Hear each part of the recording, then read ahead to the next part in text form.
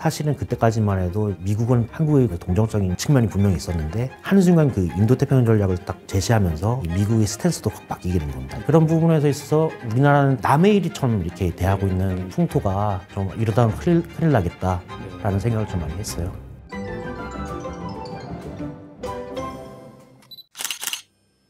네, 안녕하세요, 왓슨 여러분. 이번 시간에는 우리는 미국을 모른다의 저자이신 김동현 기자님 모시고서 한번 인터뷰하는 시간을 가지려고 합니다. 정말 제가 최근에 읽은 책이었는데 충격적이었다. 저는 그렇게 말할 수 있어요. 저게 정말 아침 알람 같은, 기상 알람 같은 책이었다. 그런 생각이 드는데 밑줄 진짜 엄청 치면서 읽었습니다. 별표 엄청 하면서. 그래서 그동안에 제가 가지고 있던 많은 의문점들 이런 것들에 대해서 되게 다른 시각에서 프레임을 잘 짜주신 것 같고요. 일단 우선 왜 이런 정치 외교 쪽의 전문 기자님을 왜 모셨을까 이제 궁금해하실 분들이 있는데, 일단 저희 셜록 현준이라는 유튜브 자체가 공간으로 세상을 읽는다, 이게 저희들의 모토잖아요. 오프라인 공간을 보면은 가장 작은 거는 가구가 있고요, 좀 커지면 방이 되고, 그게 커지면 건축물이 되고, 더 커지면 도시가 되고, 더 커지면 국가가 되는 거고, 그게 더 커지면 지정학까지 갑니다. 그렇기 때문에 건축 공간이라고 하는 거는 되게 이렇게 협의적으로 빌딩 하나만 생각해서는 안 되고 되게 큰 스펙트럼으로 볼 수 있는 눈이 필요하거든요. 그래서 특히나 대한민국 같은 경우에는 열강들이 많다 보니까 그 안에서 어떤 관계를 가지는가, 이런 지정학 같은 것도 저의 되게 주요 관심사 중에 하나입니다. 근데 그 와중에 김동현 기자님 인터뷰나 이런 책을 보면서 되게 새로운 시각을 많이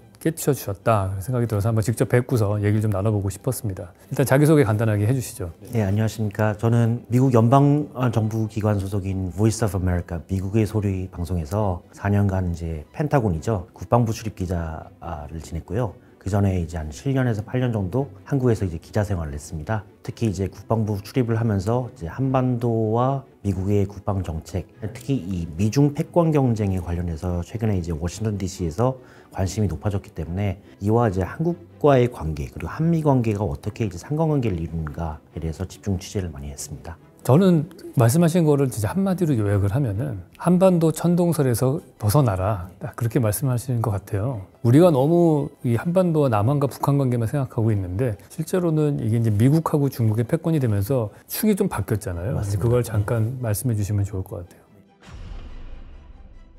일단 한반도 천동설이라는 말은 제가 만든 용어는 아니고 한국에서 이제 외교부 출입 기자를 하면서 이제 많은 이제 한국 실무 외교관들이 굉장히 이제 자조적인 목소리로 했던 표현입니다. 왜냐하면은 한반도가 그 국격이 커지고 그만큼 이제 세계에서는 역할을 이제 확대를 많이 주문을 하는데 우리는 당국 정책자들이나 언론이나 너무 이제 한반도 중심으로 세계를 보기 때문에 좀 더 대국적인 관점에서 이제 전략을 짜는데 많은 이제 한계가 있다 라고 이제 하소연을 했던 내용이 정작 진짜 워싱턴 DC를 가보니까 많은 부분에 있어서 우리의 이웃인 일본이나 타이완에 비해서 그런 이제 역량들이 많이 떨어진다는 거를 좀 느껴서 좀 이제 책을 통해서 문제의식을 좀 가질 필요가 있다고 생각해서 이제 한반도 천동설이라는 이제 용어를 이제 인용하게 됐습니다. 그러니까 저는 그 책 보면서 제일 충격적이었던 거가, 맨날 우리가 항상 미국하고의 관계를 얘기할 때는 혈맹이다, 맨날 그런 얘기를 많이 하잖아요. 근데 언급하셨다시피 사실 우리가 이제 6.25 전쟁 때 미국 청년들이 많이 와서 죽었고 피 흘려 죽었고, 또 베트남 전쟁 때 사실 미국이 가는 전쟁에 우리도 가서 많이 피를 흘렸죠. 근데 그 이후에는 이 책을 쓰신 계기가 된 게 그 다산 부대 아프가니스탄에 파견돼서 거기서 그 선배였던, 그때는 병장이었던 그분이 이제 돌아가시는 사건을 계기로 되게 충격적인 사건을 경험하시면서 이런 시각을 가지게 된 걸로 알고 있는데, 이게 가만히 보니까 사실은 우리가 그런 개입을 안 하면서 그냥 후방부대나 좀 보내고, 그게 되게 충격적이었어요. 그 전사자 명단 숫자 나오는데 미국 몇 명, 근데 영국군이 엄청 많이 죽었더라고요. 그렇습니다. 예. 근데 캐나다도 많이 죽고, 인구도 그렇게 적은 나라가. 그러니까 그걸 쭉 보면은 우리나라 혈맹이 아니구나, 그런 생각이 좀 들기는 했어요, 사실. 그 부분에 대해서는 이제 2006년도죠. 이제 해외 파병을 이제 영어 통일병으로 갔다 오면서 말씀하신 대로 이제 같이 전우였던 이제 윤장호 하사가 이제 그 폭탄 테러로 이제 전사하는 사건이 있었습니다. 그거 관련해서 이제 한국 군 역사상 봤을 때는 굉장히 의미가 있는 거고, 베트남 전쟁 이후 최초의 이제 해외 전사 사례거든요. 그래서 이제 한미 동맹의 상징으로 이제 많이 가꾸려고 많이 하고 있는데, 그 당시 이제 사고를 이제 수습하려고 이제 통역병으로서 이제 운구 행사지도 했어야 되는데, 이제 미군 장교가 이제 한 명이 오면서 이제 허심탄회하게 얘기하는 겁니다. 정말 안타까운 죽음이긴 한데 일주일에 우리 10대 명 죽어나간다. 그런데 한국군뿐만 아니라 다른 동맹국들도 많이 들어왔었는데 다 이제 후방에서만 있고 정작 피를 흘린 거는 우리지 않냐. 뭐 이거에 대해서 이제 뭐 아프가니스탄 전쟁은 뭐 제국주의 뭐 침략 전쟁이라 이렇게 보는 시각도 있겠지만 당시 이제 9.11 테러가 일어났던 거는 어쨌든 세계 테러와의 전쟁이고 알카에다라는 조직이 사실 미국만 겨냥한 것도 아니고 이게 세계적인 문제인데 미국 입장에서는 왜 우리가 다 이런 이제 짐을 다 지어야 하느냐라는 불만을 이제 노골적으로 드러낸 거죠. 그리고 이제 이후에 이제 제가 이제 펜타곤 출입을 하면서 물론 이제 많은 미군 관계자들은 이제 아프가니스탄 해외 파병 경력에 대해서 평가는 했지만 저도 그 말을 잊지 못할 것 같아요. 아까 말씀하신 대로 이게 영국을 예를 들어요. 영국, 캐나다 그 파이브 아이즈라고 하죠. 정말 영국의 최우선 이제 동맹국인데 그런 나라들의 이제 희생들을 얘기하면서 피로 매긴다는 게 굉장히 매정할 수 있지만 미군과 함께 피를 흘린 국가일수록 우리는 값을 매길 수밖에 없다. 더 우선순위를 줄 수밖에 없다는 말을 한 부분이 좀 인상적이긴 했습니다. 그래서 책을 읽으면서도 되게 약간 섬뜩한 느낌을 받았던 거가 저는 약간 태어나면서부터 항상 우리는 주한미군이 있고 전쟁이 나면은 이제 한국군과 주한미군이 같이 싸워서 외세를 막을 것이다라는 이제 막연한 그러한 의지가 좀 됐었는데 얘기를 쭉 보다 보면 지금 미국의 전략이 육군 피 흘리는 전쟁은 저희 자국민 군인으로 하고 우리는 후방에서 초음속 미사일이나 쏘면서 뭐 정보 주고 이런 식으로 하겠다. 이제 주한미군의 주요 목적은 사실은 이제 북한을 견제한다기보다는 중국을 견제하기 위한 그런 목적이 강하고 그러다 보니까 대만에서 사태가 생기면은 이제 그쪽으로 파병이 가야 되는 거고 뭐 이런 얘기들이 쭉 나오잖아요. 그게 저는 되게 좀 약간 섬뜩했던 것 같아요. 그걸 이제 아까 말씀하신 대로 이제 지정학적인 중요성을 얘기를 했는데 그렇습니다. 이제 결국은 미국의 입장에서 이런 셈법의 변화가 일어나는 가장 큰 이유는 공간이에요. 지금 동부아시아가 처해 있는 공간이라는 게 과거 한 20년 전까지만 해도 그러니까 미국이 중국을 최대 적성국으로 여기기 전까지는 북한만 상대하면 됐죠. 그렇기 때문에 주한미군의 목적이라는 게 사실은 한미안보 조약에 따라서 북한만 대처하는 군대로 되면 됐단 말이죠. 근데 이제 중국이 거대해지고 사실상 이제 미국과의 패권 경쟁을 시작하면서 이 거리를 보니까 태평양을 중심으로 두 나라가 이제 줄달리기를 했을 때 모든 자기네 그 주요 국가들이 뭐 일본, 한국, 타이완들이 다 중국에 가까이 있다는 거죠. 네. 그리고 미군의 이제 병력 투사는 본토 증원군이 결국 나와야 되잖아요. 네. 그때까지 이제 결국은 이제 태평양을 건너야 되는데 중국이 이제 A2AD 전략이라고 해서 이제 Anti-Access and Denial, 그러니까 반접근 지역 거부 전략이죠.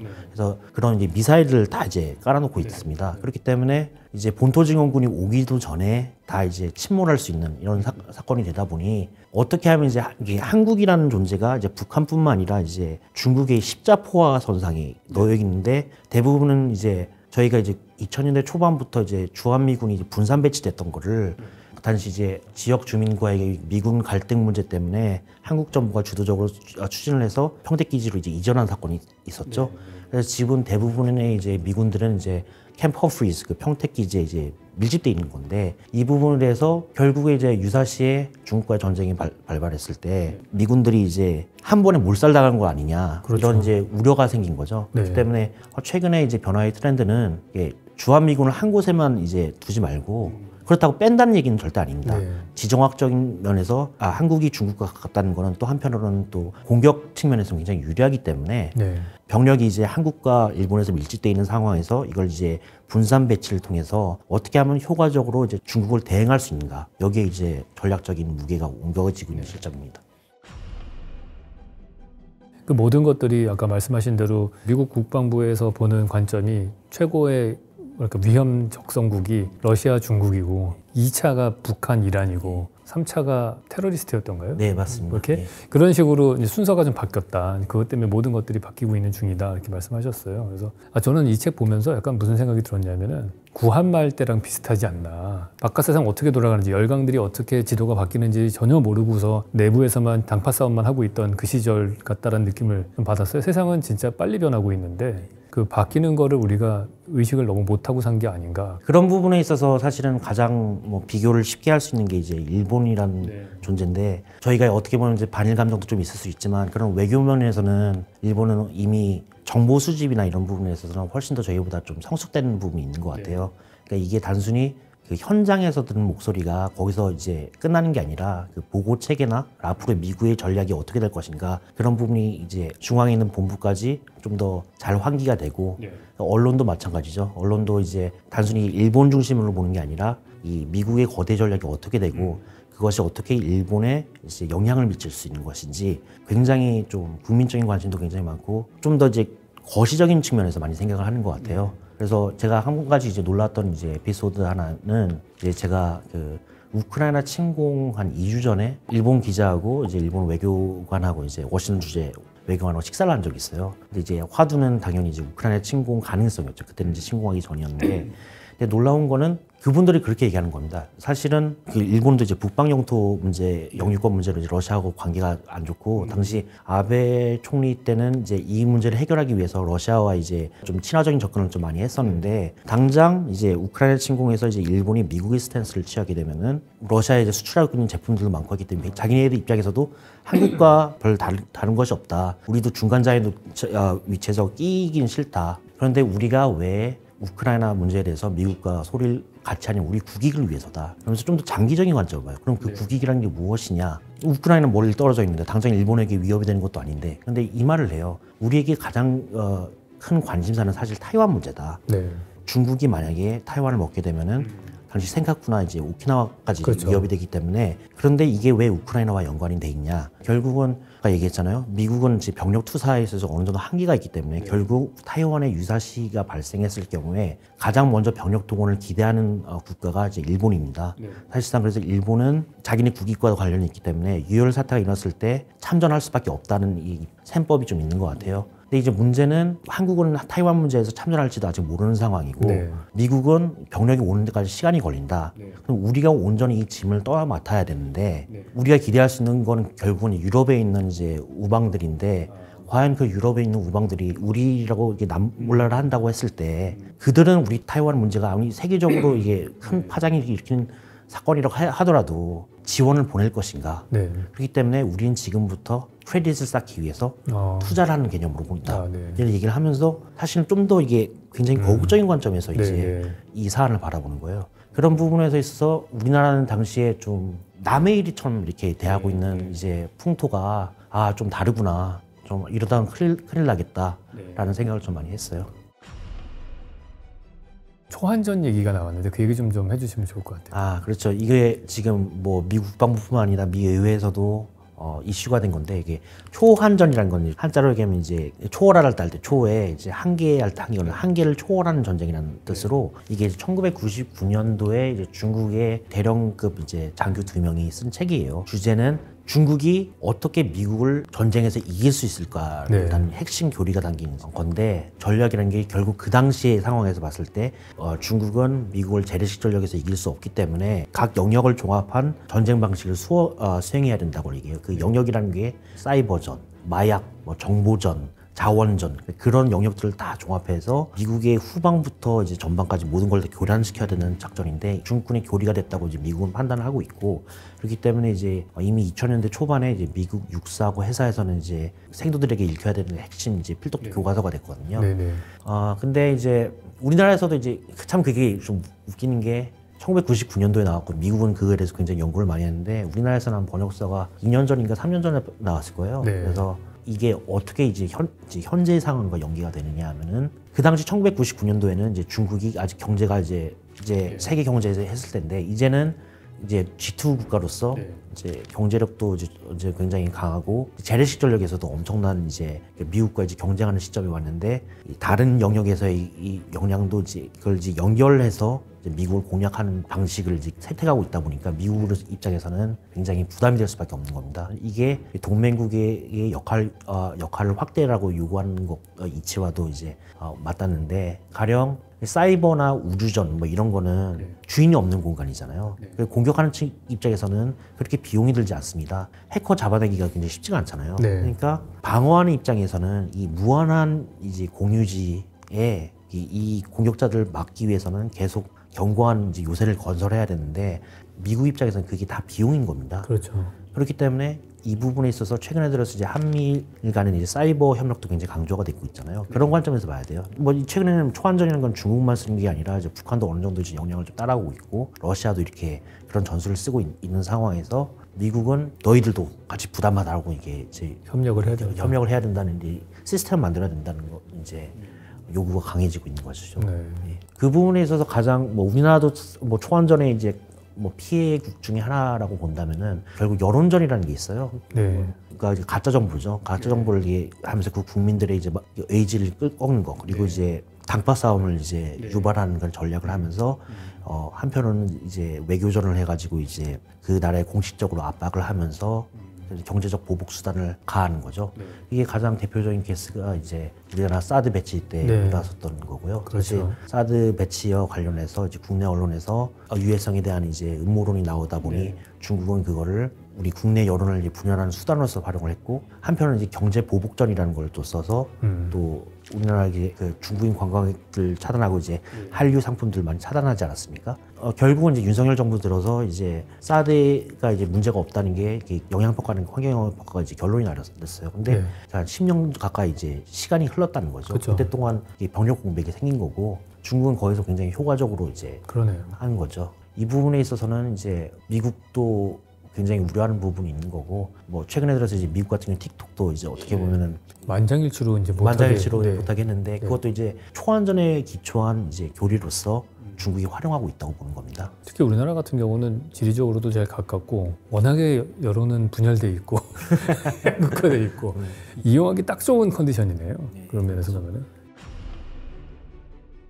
우리가 이 책 보면은 참 안타까운 마음이 들었을 때가 일본의 외교 전략과 한국의 외교 전략의 그 스케일이 좀 다르다는 느낌을 좀 받거든요. 조금 더 일본은 큰 그림에서 보는 게 있고 한국은 약간 북한만 생각하는 그런 경향도 있고 한반도를 벗어나지 못하는데, 그게 이제 구조적으로도 되게 재미난 얘기를 하셨어요. 책 말미에 보면은 한국의 외교관들은 미국에 올 때 보상 차원이라고 했나? 너 그동안 고생했으니까 와서 쉬다 가라라는 약간 포상 차원에서의 그런 발령이다. 그런 비슷한 얘기가 나오는데, 그래서 그렇기 때문에 좀 이게 대하는 전략이나 이런 것들이 좀 다르지 않나 싶어요. 그 말씀 좀 해주시면 좋겠어요. 그 외교관이 아니라 사실 언론이었는데. 언론인가요? 예, 뭐 비슷한 취지긴 합니다. 근데 제가 봤을 때는 일단은 어쨌든 우리나라도 이제 외교관들이라는 게 뭐 지금 외무고시가 없어지긴 했지만 가장 우수한 인재들을 이제 많이 뽑는 거잖아요. 근데 이거는 이제 한국의 전직 고위 관리가 저한테 얘기해 줬던 거지만, 우리나라는 그런 이제 수재를 뽑아서 둔재로 만드는 구조다라는 얘기를 많이 해요. 왜 우리나라는 이제 제갈공명 같은 사람이 나올 수가 없는 것인가를 얘기하면서 우리가 이제 미국의 인도태평양 전략을 많이 얘기하는데, 사실 이건 미국 정부도 인정하는 게 인도태평양 전략이라는 게 사실은 미국의 아이디어에서 나온 게 아니에요. 이게 일본의 그 야치 쇼타로라는 되게 오랫동안 외교관 커리어를 만들었던 이제 아베 책략가인데 NSC 의장을 했었고, 그 사람의 구상에서 나왔던 게 인도태평양 전략, 그리고 그거를 이제 오바마 때 이제 아베가 제안을 한 거죠. 그걸 이제 미국이 받아주면서 사실은 그때까지만 해도 이제 이 한일 관계에서 담론이 미국은 좀 이제 한국의 굉장히 역사 문제나 이런 데 동정적인 측면이 분명히 있었는데, 한순간 그 인도태평양 전략을 딱 제시하면서 미국의 스탠스도 확 바뀌게 된 겁니다. 이럴 때가 아니다. 그래서 한일 관계 개선해야 되면서 이게 어떻게 보면 일본의 짜놓은 포석에 따라서 미국이 채택하게 된 거죠. 그런 걸 봤을 때 그럼 이게 차이가 무엇인가라고 봤을 때는 일본 외교관들이 그런 얘기를 해요. 그러니까 워싱턴 DC에 있는 많은 일본 외교관들이 사실 한국에 거쳐서 오는 사람들이 많거든요. 그래서 한국 외교관이 처한 외교 부분도 굉장히 동정을 하더라고요. 결국은 이제 대통령 중심제다 보니 청와대가 원하는 어쨌든 어젠다에 따라서 외교관들이 수행할 수밖에 없는 거고, 외교부 내에서는 이제 기획과라는 게 별도로 존재하지 않기 때문에 결국 외교관이 할 수 있는 거는 결국은 위에서 탑 어젠다 나온 대로 그 현장에서 그 위에 사람들이 원하는 거에 맞춰줄 수밖에 없는 것이다.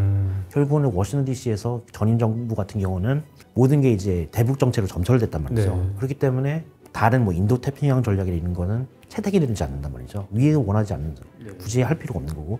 그러니까 자기 공부할 수 있는 시간이 없는 거고, 결국은 그 어젠다만 쫓기다 보니까 아까 얘기했던 이제 한반도 천동설이 될 수밖에 없는데, 일본은 그 부분에 있어서 이제 조금 더 현장에서 물고 오는, 그리고 현장에서 쓰는 보고서가 좀 더 이제 당장은 이제 전략적으로 채택을 되지 않더라도 어떻게 보면은 쌓을 수 있는, 그리고 이제 현장의 목소리를 많이 들을 수 있는, 이제 양성할 수 있는 구조가 됐다고 하더라고요. 그래서 일본 외교관들도 자기가 만약 한국 외교관이었으면 당연히 그만뒀다 이런 말을 많이 해요. 적어도 나는 당장 이게 현장에 있는 목소리가 당장 정책에 이제 반영될지 안 될지 모르겠으나 언젠가는 이게 반영될 것이라고 믿고, 그거에 따라서 혹시나 이게 정책에 반영이 된다면 자기가 그만큼 이게 뿌듯한 마음 때문에 계속 다니고 있다라는 말을 많이 해서 그런 부분에 있어서는 좀 실무 현장에 있는 목소리가 좀 중앙에 반영될 수 있는 바텀업 전략이 좀 구비되어야 되지 않을까라는 생각을 좀 합니다.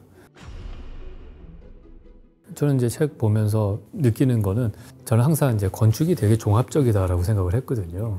되게 뭐 기술적인 것도 있고 사회적인 것들, 미학적인 거 모든 걸 종합해서 나오는 것이다 이렇게 생각을 했는데 이런 정치, 외교, 지정학 이런 것은 정말 상상을 초월하게 그 복합성이라고 해야 되나요? 복잡성이 당연히 경제가 베이스가 되고 그다음에 정치적인 것들, 그다음에 역사도 베이스가 되고 사회학도 되고 뭐 지리, 기후 뭐 반영 안 되는 게 하나도 없는 것 같아요. 그래서 그것들이 다 반영이 돼서 정말 종합적으로 먼 수를 내다보는 그 나라만 살아남을 수 있겠구나 그런 생각을 합니다. 그래서 특히 이런 작은 나라인 대한민국의 어디 변방 어디 멀리 있는 것도 아니고 정말 열강들 한가운데 있는 우리나라 입장에서는 아 진짜 바둑 두는 마음으로 해야 되겠구나. 진짜 이거 진짜 한 수 한 수를 잘 둬야겠다 그런 생각이 많이 들었어요. 그래서 장시간 인터뷰 해주셨는데 마지막으로 한번 저희 우리 셜록 현주는 공간으로 세상을 읽으시는 분들입니다. 한 말씀 해주시면 좋을 것 같습니다. 제가 이제 펜타곤에 출입하면서 이제 인도 태평양 전략에 대해서 많은 얘기하면서 많은 이제 미국 장성들이 이제 location is everything이라는 말을 많이 했어요. 그래서 어떻게 보면은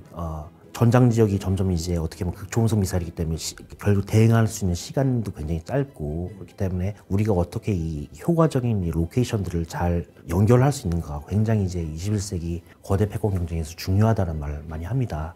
그렇기 때문에 특히나 아까 얘기했던 이제 초안전이라고 하잖아요. 모든 영역을 이제 초월하는 전쟁에 들어서는 시대에서는 한 영역에만 이게 국한된 게 아니라 결국 이게 다차원적으로 이해할 수 있는 이제 사고관이 굉장히 필요하다고 생각해요. 그것이 아까 얘기했던 한반도 천동설을 이제 극복할 수 있는 부분이고 우리만 생각하는 것이 아니라 다른 공간과 우리 있는 공간이 어떻게 유기적으로 이제 소통할 수 있을 것이고 이걸 이제 대응할 수 있는 것이 된지 좀 더 이제 고민을 해야 할 시간이 되지 않나 싶습니다. 하여튼 저희 왓슨 분들은 일단 공간으로 세상을 읽으시려면은 넓게 생각하시는 분이 더 우리나라에 많아졌으면 좋겠어요. 여러분들이 그런 분들이 됐으면 좋겠고요. 그런 사람들이 대한민국의 한 10% 정도만 된다면은 그래도 우리나라의 방향은 잘 가지 않을까 생각을 합니다. 오늘 김동현 기자님 모시고서 전체적으로 전 세계의 큰 그림을 한번 살펴봤습니다. 이 공간에서 어떻게 우리가 자리매김을 해야 되는지 이거에 대한 현재 위치를 좀 파악하는 데 큰 도움이 됐던 것 같고요. 앞으로도 계속해서 이쪽으로 계속 목소리를 내주시고 좋은 책들도 많이 써주시고 다른 데서 부르시면 가셔서 많은 얘기를 좀 전도사로서 많이 퍼뜨려 주셨으면 좋겠습니다. 네, 오늘 장시간 말씀 나눠주셔서 감사하고요. 이걸로 마치도록 하겠습니다. 감사합니다. 감사합니다. 예.